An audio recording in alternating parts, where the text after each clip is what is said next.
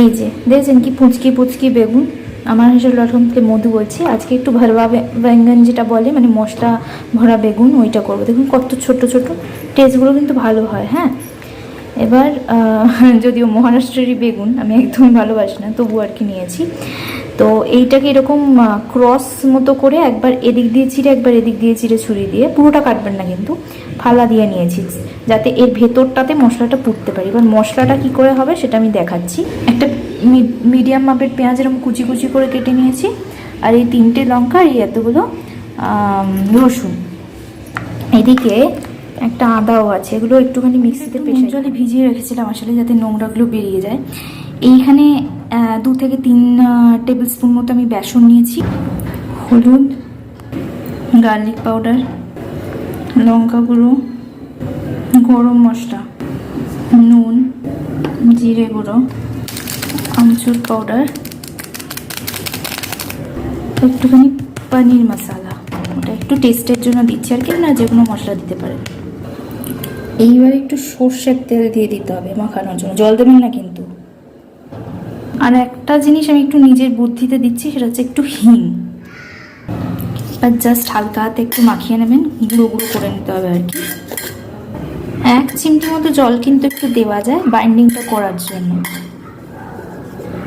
এই দেখুন বেগুনের এখান দিয়ে কিন্তু মশলাগুলো ভরে দিয়েছি, 2 হাত দিয়ে করছিলাম তো সেজন্য ভরার সময় দেখাতে পারিনি। কিছুই না, মাঝখানটা একটু ফাঁকা করে মশলাগুলো ভরে দিতে হবে।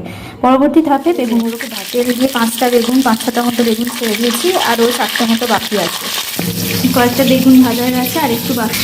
এখানে একটু 3-4 টেবিল স্পুন মতো দই, আর তার সাথে একটু চিনি 2 স্পুন মতো, আর একটু ওই যে মশলাটা ওটা পড়েছিল ওইটা, আর গরম মশলা মিশিয়ে একটা ফাইন একটা ক্রিমি পেস্ট করে নিয়েছি। যে কোনো জায়গায় দই দিলে কিন্তু দারুণ একটা টেস্ট। এখানে পেঁয়াজটা আর ওই আদা রসুন লঙ্কা বাটার পেস্টটা দিয়ে দিয়েছি। আপনারা চাইলে টমেটোও দিতে পারেন, আমি আর দেবো না, বেশি টক হয়ে যাবে, আমার কাছে নেইও। তাছাড়া আমি টমেটো খুব একটা বেশি খাই না।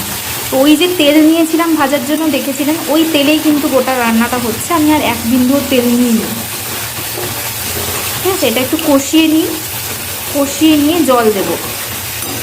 কোনো মশলাপাতি আর দেবো না এখন, কারণ সব রকম মশলাই দেওয়া আছে। এদিকে বেগুনগুলো দেখুন, এগুলো কিন্তু পুড়ে যায়নি, একটু কড়া করে ভাজা আর কি। এদিকে ভাত চাপিয়েছি, আজার সময় এখানে একটু ফ্রাইড রাইস করার, একটু মৌরি ফুল মানে ওই স্টার অ্যানিস দেওয়া আছে।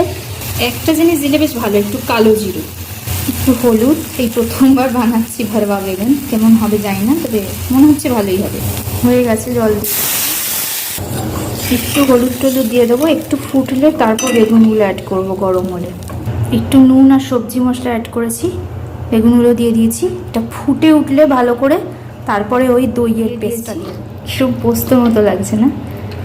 এটা হাই ফ্লেমে রাখবেন, তাহলে শুকিয়ে গেলে একটু মাখা মাখা হবে কিন্তু এরকম। হ্যাঁ, এরকম ঝোলে ঝোলে হবে। আমার ভরবা বেগুন একদম রেডি। আশা করছি বেশ ভালোই খেতে হয়েছে। একটু চেখে দেখেছি, মিষ্টি মিষ্টি, ঝালটা একটু বেশি হয়েছে যদিও। তো আজকের মতো বিদায় নিলাম। আমার হেসে.com থেকে আমি মধু। অন্য কোনো একটা সময় খুব চটজলদি আর একটা রেসিপি নিয়ে ফিরে আসবো। ততক্ষণ পর্যন্ত ভালো থাকুন, সুস্থ থাকুন, ভরপেট খান, আর সকলকে খাইয়ে খুশি থাকুন।